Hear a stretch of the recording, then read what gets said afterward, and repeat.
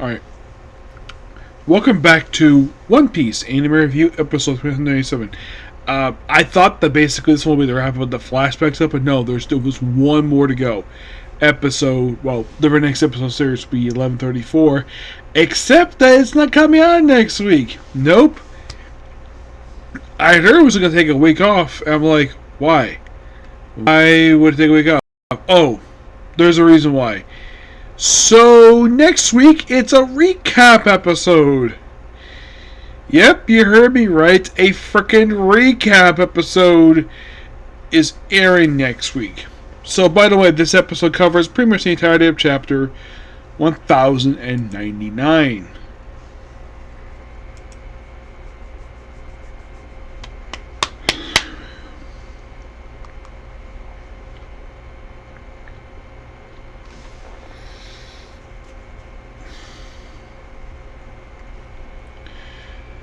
So, this is another episode where the Straw Hats are not here simply because, and the simple answer is the reason why they're not here is because it's a flashback episode. So, mostly put, here's what happens.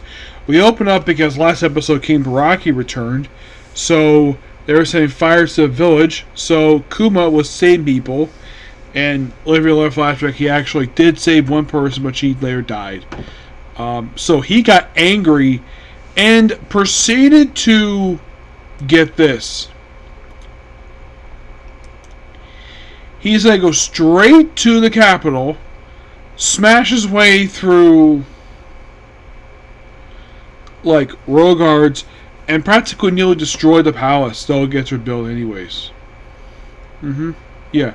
It nearly gets destroyed here, and he later became the king because people want, and everything seems fine until Baraki returns with the navy because he's on the side of the world government because he really wants to kiss up to them. So what is basically Kuma do for this situation? Well, he proclaims Bulldog as his successor. His mom, Connie, is reinstated as Empress Dowager, and asks to keep an eye on Bonnie while basically go search as well. Basically, the whole thing of being fugitive is a cover for him searching for the cure for Bonnie. So he goes out by himself, and of course the king points out, and of course they put out this ridiculous article thing that, yeah, blaming him for the destruction of basically burning the village and overthrow the king, despite the fact the whole entire thing was actually made up because they're jealous of his power. The fake news about that, even though it was actually Baraki's people who do that, not Kuma. Why would we do that for? It makes no sense. So, he then proceeds to destroy 3 Navy ships and gets a bounty put on his head. So then he goes all over the place. One of the places he goes to the island where Chopper ended up learning his medical knowledge. He goes to a sky island where Nami went to.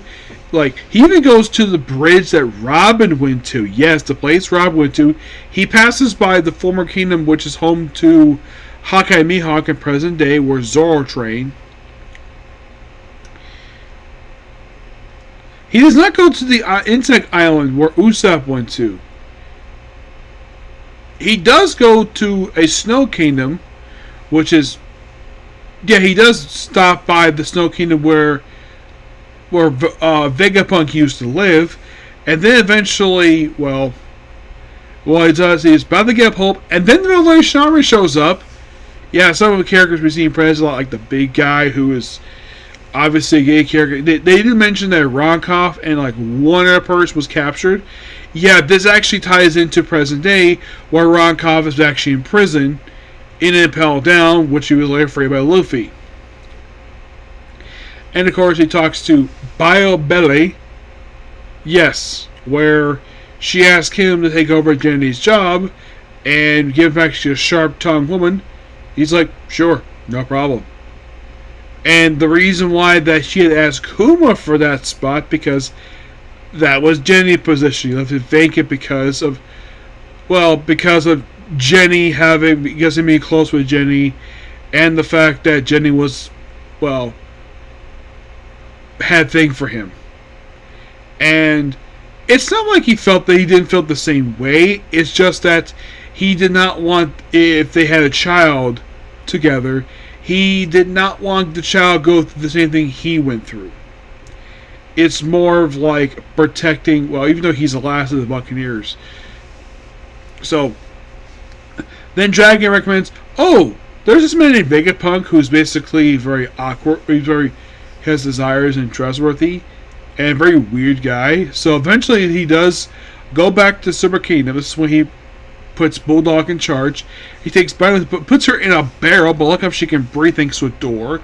And then goes to see Vegapunk, and this is when Vegapunk has got his gigantic freaking head, which he later chopped off to make pieces into his satellites. Yeah, and of course he says, oh yeah, this is sapphire scales.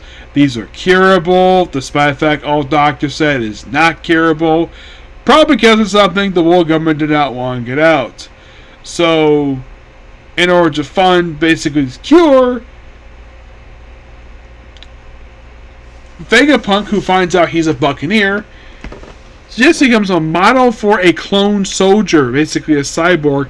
He mentioned he's a pacifist, which probably would name Pacifist it comes from. And of course the laser thing, which was basically Vegapunk's thing. By the way, Saint Saturn basically is informed what's going on here, and he's not stupid, despite the fact he's a dick. He's technically, in a way, like the main antagonist of this arc. Yes, he is. We say something like, man, Vegapunk does not take opportunity very well. But overall, this was a fantastic episode. Looking forward to whenever they air the next episode. Oh, and if you're really curious, how many more chapters left to be adapted for this arc? They just got the chapter 99. Yes, 99. There is exactly 20, 21, 22, 23, 24. There is roughly 26 chapters left to go. But instead of a new episode, we have a repeat. Well, actually, not a repeat, more like a recap episode, of course, is. Yep. So, yeah, that is pretty much it, particular review. Please be sure to like, comment, subscribe, turn notifications. Next up, we have a Comic Corner, and then it's on to the third to last episode. Third to last episode of My Hero Academia Vigilantes. Okay? Bye.